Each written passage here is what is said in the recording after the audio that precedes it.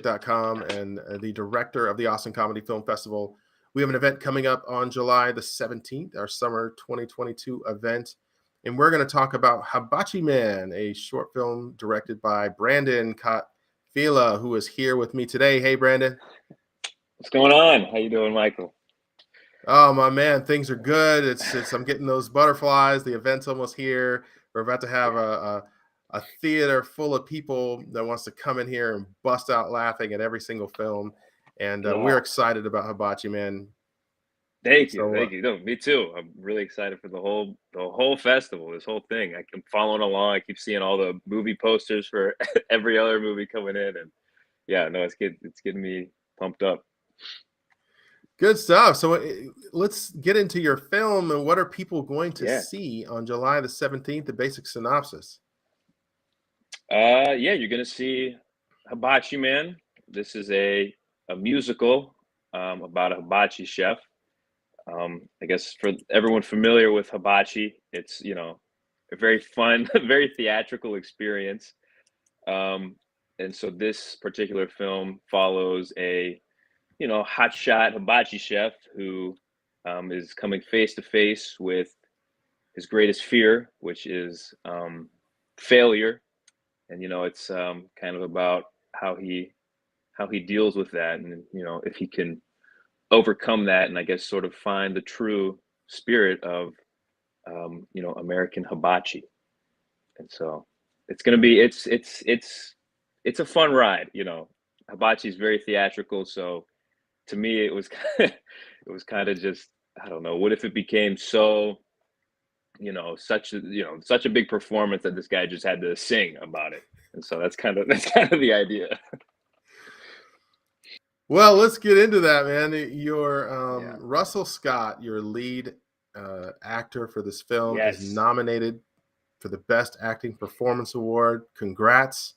Yeah. Oh, here, let me, since he's in Atlanta right now, but I want to just give a little visual reference to everyone watching. There's our man. There he is. There he is. Yeah, man. Strong performance. How did casting come together for this film? Yeah, man.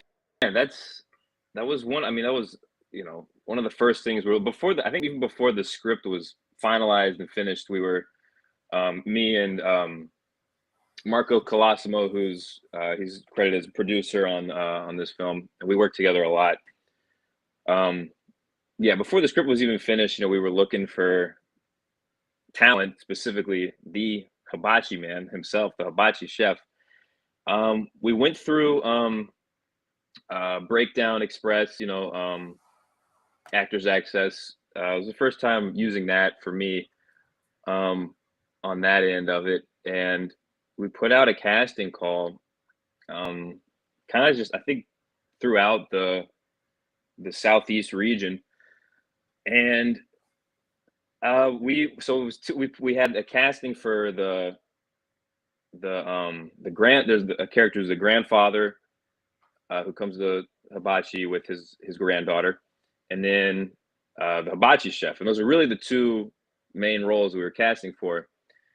And I don't know, I was expecting the lead, the hibachi chef, to be filling up with auditions, but it was the other way around. The grandfather had, I want to say, like 20, 30 auditions come in, and I think we only got like 5 auditions for the hibachi chef. And I was kind of panicking, I was like, we had a few come in that were good, that were pretty good. Luckily, I guess it was quality over quantity.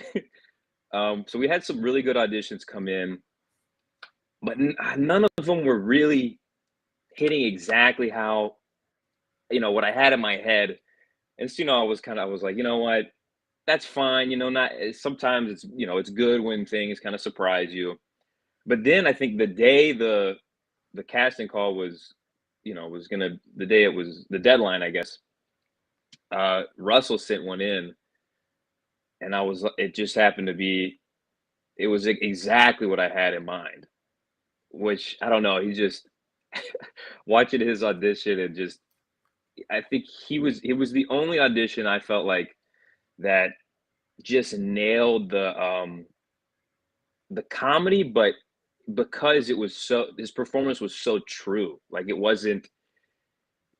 It was. It just. It was. It was so true to someone who's just a really dramatic person. They just everything. They just got to sing everything, and everything's so heightened. And so yeah, immediately I was like, I called Marco. I was like, we got him. He's we got our chef.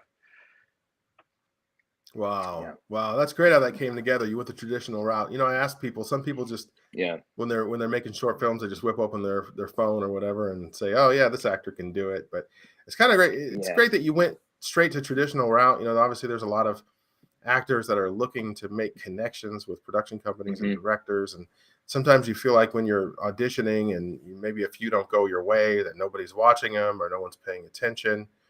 Um, it's Yeah. it's just good to hear that you went the traditional route. Yeah. And I think it was just because I don't know, usually it's, I call in my people that I know who, I've worked with before, or I know they're really talented and they're down, they'd be down to do it. But I just, for some reason, specifically this project, which, we did do a Kickstarter. So it was kind of the first project that I did where, I raised, money for it. And so it just kind of seemed like a bigger production that I've done, that I've done before. And I also just didn't know anyone who fit this this role. So For sure, I for thought of sure. that. Yeah. Well, live film festival events give you a lot of Hmm. advantages. When you show up, networking is Yeah. one of those. You want to talk about with the live and why are you attending? As Yeah, opposed to definitely. maybe another event. What's Tell us about it. Uh, well, first of all, I'm a big fan of Austin, the city. I went for the first time. I want to say maybe a year ago. I went up there and didn't spend much time. Spent like a couple days, and I mean, it just seemed like a really fun city. Great food. So I was Mm. excited to go back just to Austin. But specifically, film festivals. Yeah, even I feel like we're just now kind of starting to get back into the live gatherings, live events. And I mean, yeah, I don't know. It just being there in person to me is kind of like the reason to even submit to a festival. I guess I don't know. Mm-hmm. I just to be like the online festivals, I guess, are cool, but I just feel like you're missing a good chunk of what you go to a festival for. It's meeting other filmmakers that are doing what you're doing, meeting people that have been doing it a lot longer than you, that you can, get that one-on-one time with and hopefully learn from, which is, really what I'm excited to do at this festival is just meet people, meet other talented, funny people, see what other people are doing, and hopefully learn some things and make some lasting connections with people there. Yeah, good stuff, man. And we I think another one of the benefits that people get, especially with comedy, and I guess this to some extent with horror films too, but Yeah. you get instant gratification. You get instant Yeah. reactions. Whereas in comedy, people involuntary chuckle. They cough up a laugh, or Hmm. they put their hand over their mouth. And as a director or anyone in the cast who's sitting there watching other people react, I think there's nothing better than that experience. And Yeah. that's just something that whereas with drama or something else, people clap at the end, so you don't really Hmm. know what they think until Yeah. the very No, end. you're right. Actually, I would, that brings up another good point. You saying that is it's one of the reasons I love doing comedy is, yeah, you kind of, you write it and, you're laughing. Oh, that's funny. That's a good joke. You shoot it. And, when this is coming, like, that's funny. And then you're cutting it together. And like, it's funny when you cut it, when you cut together a funny joke, but then, you revisit it over and over and over again, making these fine little, adjustments, and eventually you kind of get desensitized to it, and so it just you kind of get to relive it again, and almost like it's like for the first time when you're watching it, in a setting where there's people watching it, strangers, and hopefully they're laughing at it, and it's like, I don't know, it kind of gives you that, kind of gives new life into something that you've, you know, been putting in front of your face for so long. Sure. So Sure. yeah. Good stuff, man. Well, Yeah. I wanted to ask you, Hmm. as far as getting into the business in the first place, as far as becoming, and something I ask for anybody, Yeah. one day you made the decision, like, I want to be a screenwriter, or I want to be a director, or I want to act, or Mm. do whatever it is you do. What was your first Yeah. step into video production? Man, I don't, I mean, since I was very little, I kind of, I don't know, I was always kind of a, you know, an entertainer, you know, I don't know, as a Mhm. kid, you know, you get the cousins together, and, you know, you shoot little silly videos and show them to, you know, parents, aunts, uncles, whatever, get a laugh out of it. And it kind of became something that I just kept doing, you know, as I grew up, and to the point where, you know, you would kind of, you know, go away for a time, you know, middle school, high school, you kind of, you know, forget about that kind of stuff and get into social life or whatever. But then I decided I did want to go to film school, so I did that. Went to Loyola here in New Orleans, and it was there I kind of got, you know, more into, you know, you're in that setting with other people, other students that are making films and creating. And so I wanted to dip my toes in as much of that as possible. So I got into acting. So I would be acting in, you know, other students' films while kind of, you know, making my own. And that's kind of what really solidified, I guess, that I just wanted to do this. So I got more into acting. I became an actor, and in that time, I was actually working in post production at a studio here. So that kind of got me in the, you know, I know a lot of people do, you know, with PA or grip, but I kind of got in on the other side, on the post side of things, and that's kind of how I saw, I guess the, you know, the real business of it. Mm. And so it kind of, you know, I don't know. I mean, I learned a lot on the post side of things, if that makes sense. I don't know, just, you know, what works, what, you know, really annoys editors, you know. So that was interesting. So I don't know. I guess I'm at the point where I'm I guess taking that and um, you know, kind of trying to go back to bringing in the, you know, the passion that was, you know, me, you know, being in films, writing films. And so that's where I'm at right now, is kind of trying to doing whatever I can to make the self-produced stuff uh viable, you know what I mean? Put it Sure. out there. So Sure.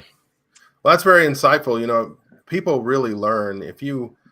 This is something I learned in audio. I was mhm. on location as a location sound mixer for Okay. most of my career, and I early on in my career I volunteered to do post on Oh a yeah. film that I mixed, and Okay. I've never yelled at myself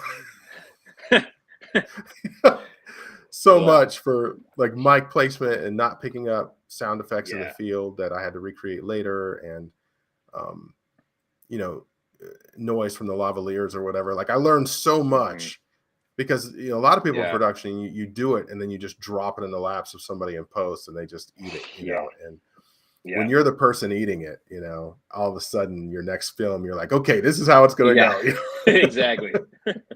Exactly. Yeah. Which just makes everything so smooth in the long run. I feel like, if you know, nothing ever goes to plan, but if you if you got enough, you know, at least awareness of what could bite you in the end, it's, you know, I don't know. You do it. You do as best you can. Sure. Yeah. So, well, what do you got planned in the future? I mean, Hibachi Man's obviously, got its festival run right now, but what's Yeah. going Yeah. on in just future projects you're working on? Um. Right now, working on a couple, two animated sort of series. Working on Oh, actually with Hibachi Man producer Marco Colosimo, we kind of came together. We're working on 2 separate animated pilots, so to speak. One of them is a Western, Cowboy Cookie. It's about a cowboy that happens to be a cookie. So that's a little stop motion animation we're working on. Another animation, Cro-Magnon PI. This is this is an early Homo sapien, the first person to develop deductive reasoning and critical thinking. And I think there's to the bewilderment of his peers. So that's what we're working on right now. Again, just kind of really trying to see what we can, self-produce, do ourselves, and put out there for people to see. So that's what we're working on right now. I'm also in the very early stages of my first feature film. Very early stages of that. So we're gonna hopefully use what we're learning from this festival run to put into that. But I don't know. We'll be posting updates on all these things, so follow along, and if it sounds interesting to you. All right, pretty serious dramas, it sounds like. Just kidding. Yeah, really getting to the core. Yeah, I don't know. I'm messing with you. Pretty silly stuff, but I love you sticking with comedy. Hopefully, it resonates. Yeah. We try to find ways that the comedy resonates in one way or another. With something that's truthful to the human soul. That makes sense. Sure. Yeah, good stuff, man. Well, hey, is there anything else you'd like to add before we get out of here? Oh man, really just nothing more to add about that. Just really excited to see everyone. Hopefully, anyone who can show up to this festival to see Hibachi Man and see all these other films that I keep seeing trailers and posters for. Look really fun. Big thanks to the judges at the Austin Comedy Film Festival. Thank you to you, Michael, for putting this thing together, making this happen, and just putting out, I guess just getting our us little guys out there, our names out there, and giving us a voice to talk about this stuff. Thank you. Appreciate that. And you make us look good, man. This film is really strong, and I can't wait to show it. And I think the crowd's going to react very well. And I hope we get a chance to talk to Russell Scott at some point. Everyone, I can't wait for everybody to see what Russell Scott's bringing to the table. I mean, really excited to have that nomination. So it's going to be fun, and I think people are going to resonate, hopefully, with this in some way. Well, thanks for your time today, and we appreciate it. Thank you so much. You're very welcome. We'll see you at the event. See you there. Thank you.